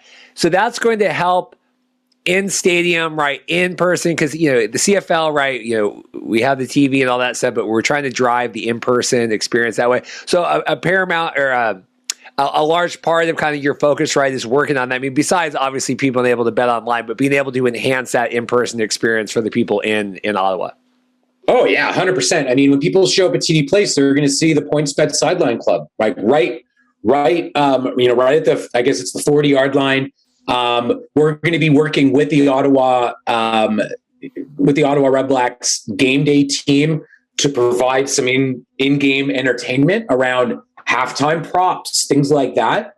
Obviously we're going to be activating and really trying to figure out. I mean, the reality is we're not going to fool ourselves into saying that we already understand what the Ottawa sports fan loves.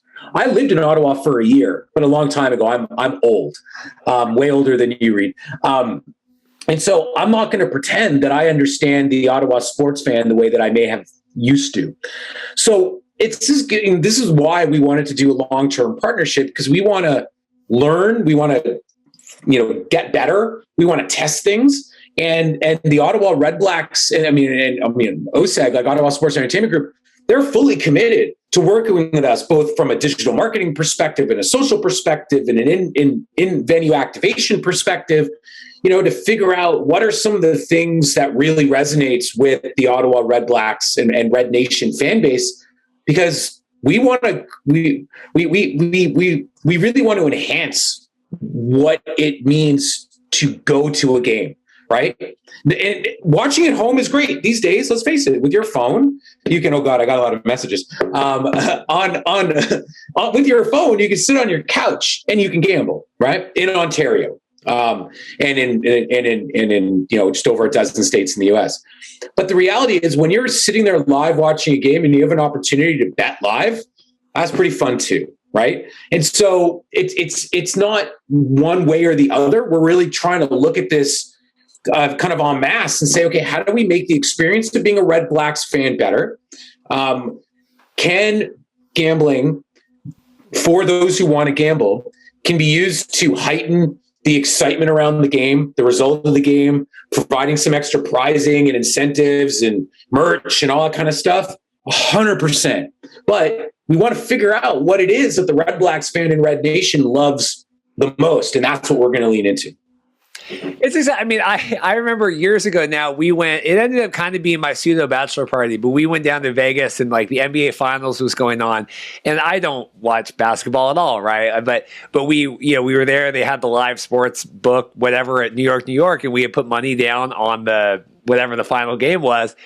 Wildly more connected watching the game, checking the score and stuff that night. And I think we had $20 on it, right? But that was the most exciting $20 bet that we had ever put on anything. It's weird. Like, it doesn't, and I poo-poo it sometimes in my head and talking on here, but when you have money invested in something like that and your interest that way, it does really help kind of carry that momentum and excitement along if you wanted to.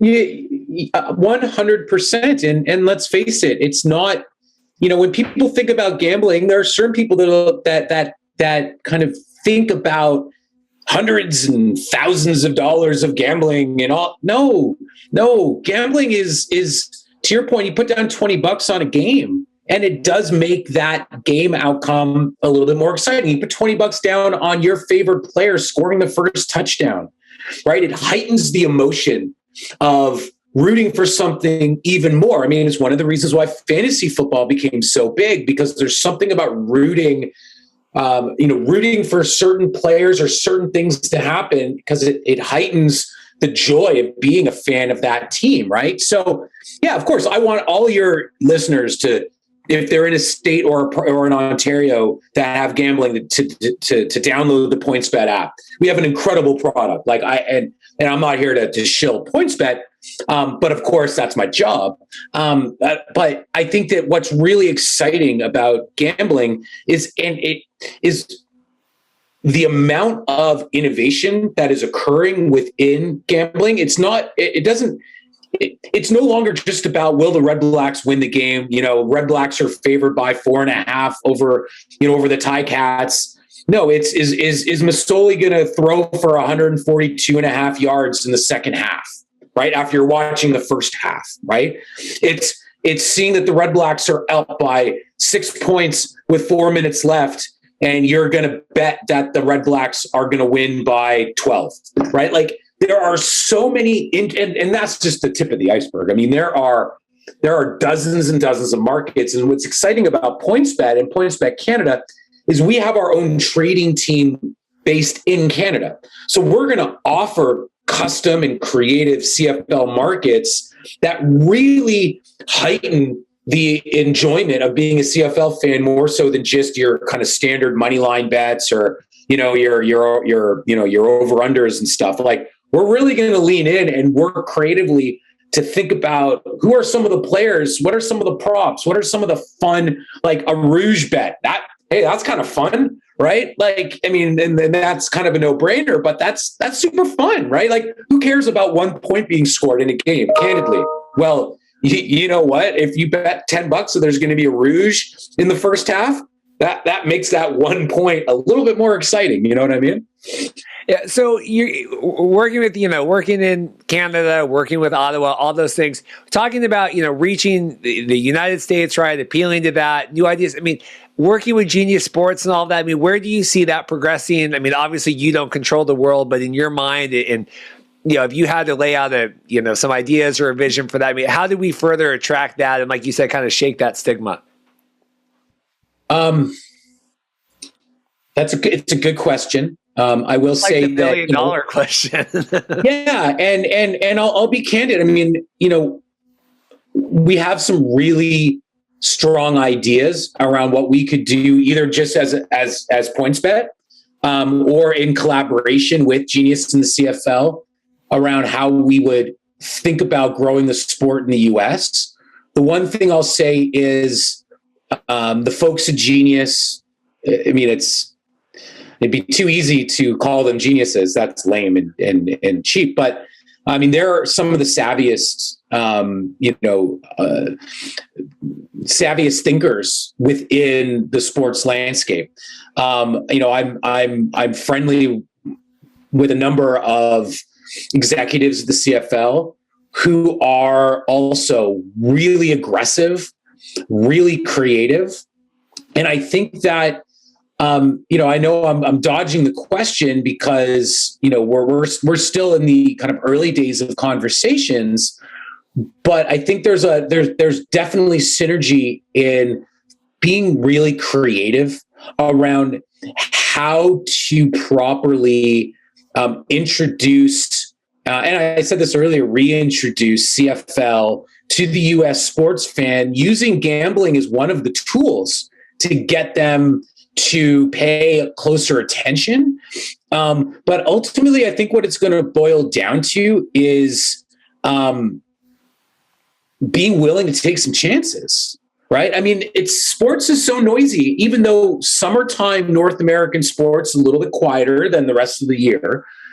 That's a good thing because there's less noise to break through. Ultimately, I've been a big risk taker my entire career, and the folks at Genius and the CFL are well aware of that. So I'm hoping we have an opportunity to test some big ideas, because there's no shortage of big ideas at PointsBet for myself or from my amazing colleagues in the US, or from my colleagues in Canada. Like, we are a challenger brand, and there's another C for you, right? There's cool, there's challenger. There's a lot of synergies between PointsBet and the CFL that I'm really excited to lean into. But I mean, let's face it, the CFL is a challenger brand when it comes to football in the US, right? And being a challenger brand, you can't rest on your laurels, right? You need to be aggressive. So, which is ironic because Canadians are typically not known to be aggressive. So, I know it might be a little bit of a challenge for some of your audience to think about that, but I think that's what's needed, right? Like, we gotta take big swings, right? Or we gotta take big kicks, right? Oh, this is good. This is exciting. I appreciate, I know you had a busy week hopping on today with all your many messages, whatever. Anything else before we let you go? Very exciting. And like I said, just, I can't adopt too many CFL teams, right? We have the Lyons and I have the Edmonton Elks, but if I could have a third in my heart, it probably would be the Red Blacks now, with all of the wonderful offseason moves they're making, both on and off the field. I mean, they've got good stuff on the field and a lot of stuff behind the scenes I like as well. I mean, obviously I'm biased, but I just think I think this is going to be a really exciting summer for the CFL, both in Canada and in the US. This is the first season with Genius being, a partner, an official partner, like an owner of the league. So, the motivation to grow the sport stateside has never been more, or I can't comment on that because I don't sit in the boardrooms, but I can only imagine that the motivation to grow the CFL in the US right now is more tangible than it has been for the last number of years, right? So yeah, I think Reed, you and your listeners and your fans you guys are probably going to have the most fun of any sports fan in North America this year, because you're going to get the bonus of, I think, a lot of CFL excitement and momentum as the season begins, in the next, couple of months. Sounds good. Well, we have Nick Sulsky here with PointsBet Canada. Really appreciate your time. I appreciate, what I appreciate more than anything is you reaching out and saying, I have something exciting to talk about. Means a lot. I every day I'm courting people, trying to get them on. I really appreciate that and working on it that way. It's nice to be courted every once in a while. So thank you very much for that. Reed, thanks for having me. I'm a glutton, man. I'll talk to anybody, but to be able to talk about football in April, that's exciting. I love that. Like, don't get me wrong. I like the hockey playoffs and, basketball and baseball starts today. But I mean, there's something special about football, man. So no, thanks for having me. Awesome. Thank you so much. Well, we are continuing our Montreal Alouettes media blitz here. I really appreciate it. We have Jake Wieneke here. How are you doing today? I'm doing great. I appreciate you having me on. I'm excited. This is good. We've had Vernon Adams on. We've had William Stanback on. Now we have, the all-star wide receiver. How is life going for you right now?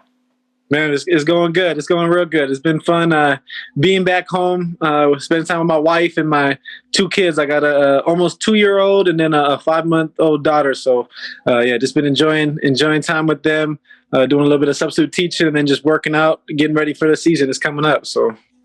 Well, that's the stuff I love to hear about. I love to hear about the kids. Tell me a little bit about your kids and what you guys are doing here in the meantime.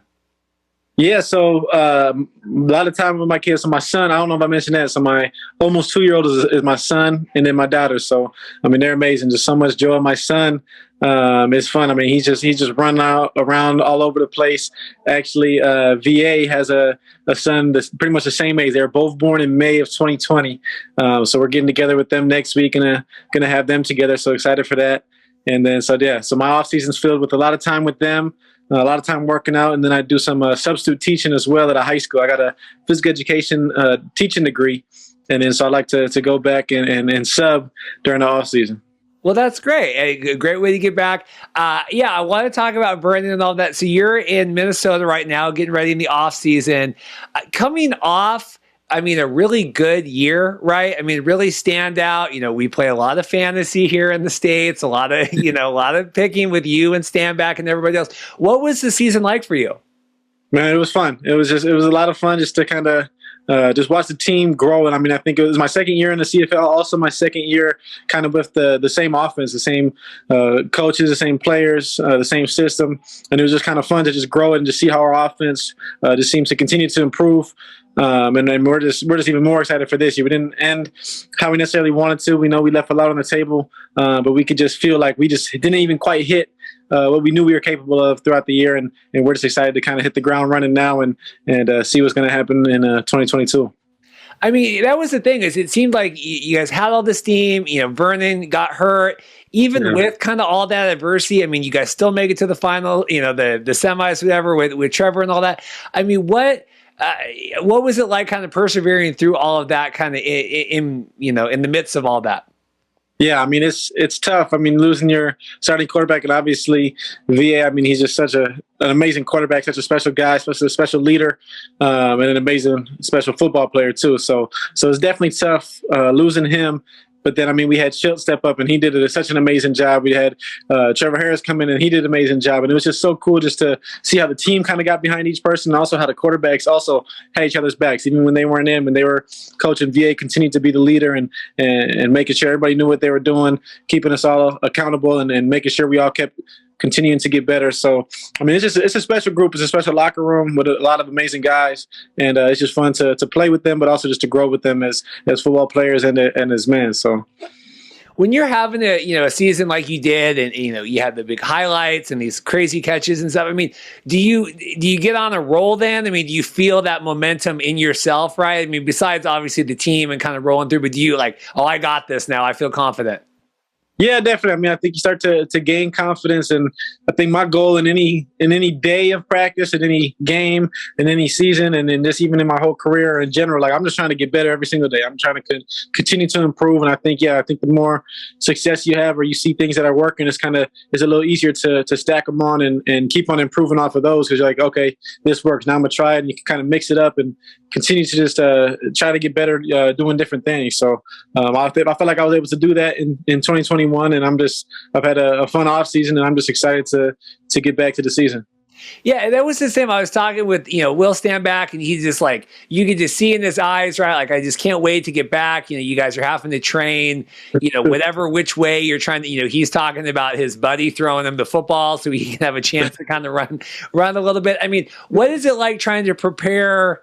I mean, it's not like the NFL where you're in this. I mean, you really have to go about it on your own, right? Figure out how to do the best you can. What is it like preparing that way? Yeah, it is different, but I also like it, and I enjoy it, and I think it's fun. I actually have an amazing facility that I've been training at, Game Face training. I've been training this here in Minneapolis. I've been training there for like 4 years, over 4 years now, and just some amazing people and just amazing training. And I know every day when I go there, I'm gonna get better. And yeah, it's nice. We got like the old Vikings practice facility. So we got a 100-yard indoor field, which in Minnesota you kind of need in the winter because it's tough to get outside unless you want to run in some snow. So it's awesome to have that. And then we have quarterbacks in there. Actually got Todd Bauman, the old NFL quarterback, and so he's always throwing me routes, and he still got it. So it's fun running routes with him. But then just have a bunch of other amazing athletes that I get to train with there. And then also, man, you get to mix it up, get to play some basketball and different things. So I really enjoy even the flexibility that the offseason has here in the CFL, and excited to even go to this mini camp that VA's putting on for us out there in Seattle. So definitely excited to see the boys next week. Yeah, so talk about that. So we're at time jump. When this airs or whatever, you might be here in my backyard. But talk about that and being able to get together in the off season, right? Have Vernon kind of put this on. What are you looking forward to? Man, I mean, first of all, I just miss my dogs, man. I can't wait. I mean, I'm calling them all the time. I'm calling VA, and I'm just like, man, I can't wait to get out there, just get everybody together, get our families together. As I mentioned before, our kids, me and VA's son especially. My son and VA's son get to play together and get the wives together and everything is going to be amazing. And just getting to see all the teammates, man, all the receivers. I can't wait to just watch them run routes and just continue to just chop it up and learn and grow And then obviously just the on-field work, I think it's just we're going to be that much more ready when training camp hits, running all those plays and just getting those reps. But I think more than anything, just building those relationships and getting together. It's always a blast being with those guys, and we're going to get better too. So it's going to be fun. I think that's cool that you got, not only looking forward to the football side of it, but just the life and the practicality, right? I mean, you spend so much time with your teammates, away from your family. I mean, what is it like, during the season? Are you able to have your family come up and see you? I mean, I know it's kind of different for every player. Yeah, definitely. So my family comes every year and lives with me. So it's nice, man. It'd be tough. I know some guys, especially when the wives have jobs or the kids have school, sometimes it makes it tough. But my kids are young enough; they're not in school yet, and my wife she's still finishing up school, and so she's staying at home with the kids, just doing some school. So she's able to come out to Montreal, and so it's nice to have them there, and I'm just excited to have the whole family there every year, and knowing every game, whether it's an away game, home game, I get to come back and see my family. A lot's been made, we're talking about, changing the CFL game, improving the CFL game, what are we doing, the hash marks, downs, kind of all this kind of stuff. I mean, what do you make of all this? What do you like how everything is? Would you like to see things improve? Where you stand? Yeah, I mean, maybe I haven't been in the league long enough, but it's like, to me, it's just like the rules are the rules, and that's how we're playing. Whatever it is, like, I'm good with it. And I've heard some different rumors about different things, and heard my teammates kind of weighing in, and it's cool to kind of hear that talk. But I think, as for me, and this is just my third year in the league, man, just whatever the rule is, I'm just going to play by it. So and I love the rules. I love the CFL, and I'm just enjoying it. Well, as someone that, when you have a standout season, it's like, yeah, man, let's keep doing this. I mean, you feel comfortable in it. I mean, it's something where, you have to be adaptable in that way. And, you need to have someone explosive like you. And we have 3 downs, and it just places a lot more. We were talking with Stanback about that too, places the importance way more on you guys to deliver when it's like, we got 2 shots or else, we're moving on. Yeah. I mean, 3 downs. I mean, I talk about that whenever somebody asks about the CFL, and I'm like, the biggest difference, I think, is probably the 3 downs. And it's just like, just changes up a lot. Every down is so important. I'll be watching the NFL, and I'm like, man, they got 4 downs. Like, that's amazing. Like, they got to get a first down every time, right? And obviously that's not the case, but it's just, every down is so much more important, I think, when you only have 3, and you got to, like, for Stanback, like, and that's why it's so awesome having him. And it's just like, man, like, he needs to get like 5 or 6 to have an efficient first down. And I mean, he does, and more than that. So it's awesome having him. But yeah, every play is very important. Coming off, it was the off season, didn't have anything. Come back last year, slow start for a lot of teams, right? It felt like everyone was really hitting their stride towards the end, right? Exciting, playoffs, exciting Grey Cup. Carrying that over to this year, I mean, do you feel like there's a confidence in a lot of the guys you're talking to that, like, we're back, we're moving forward?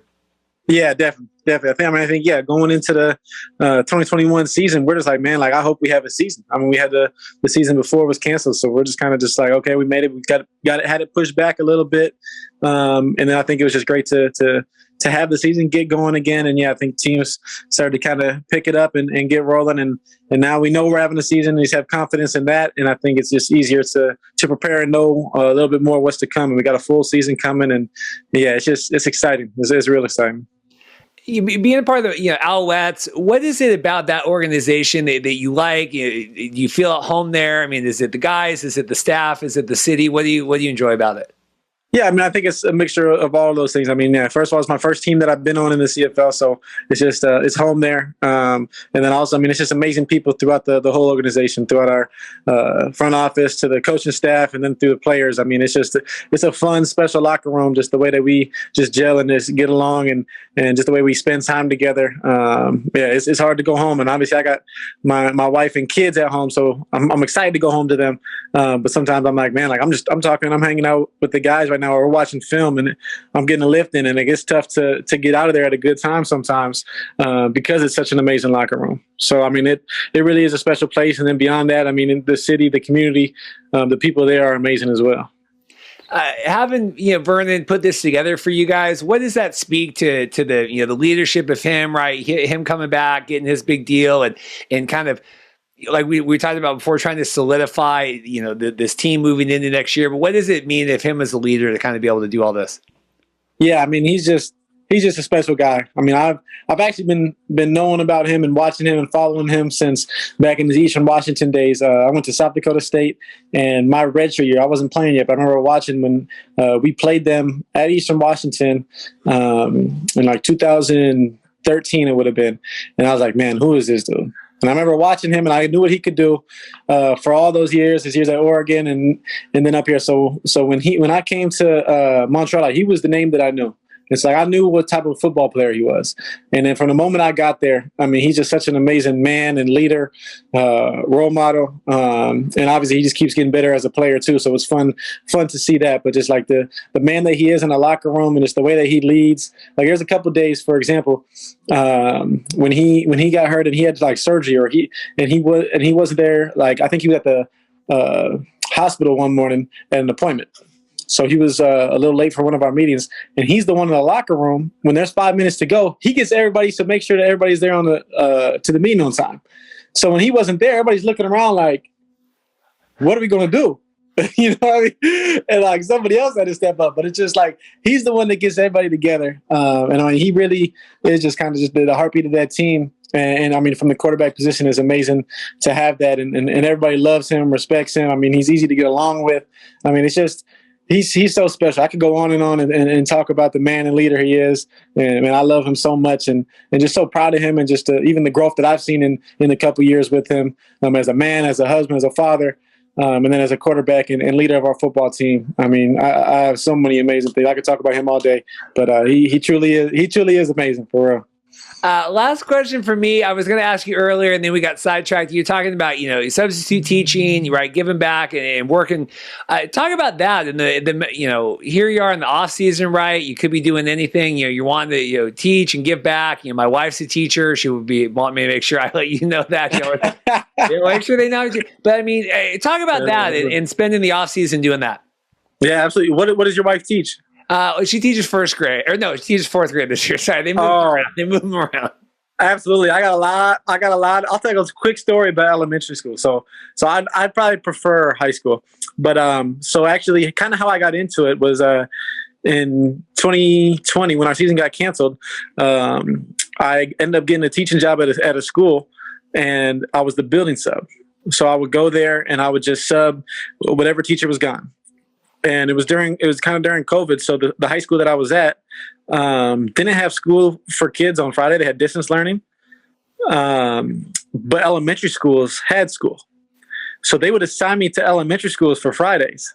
And so I taught first grade, I taught fourth grade in the classroom. And man, that's a different ballgame. That's tough. It takes a lot of energy, a lot of focus all day. Sometimes with the high schoolers, they're pretty calm, they're pretty chill.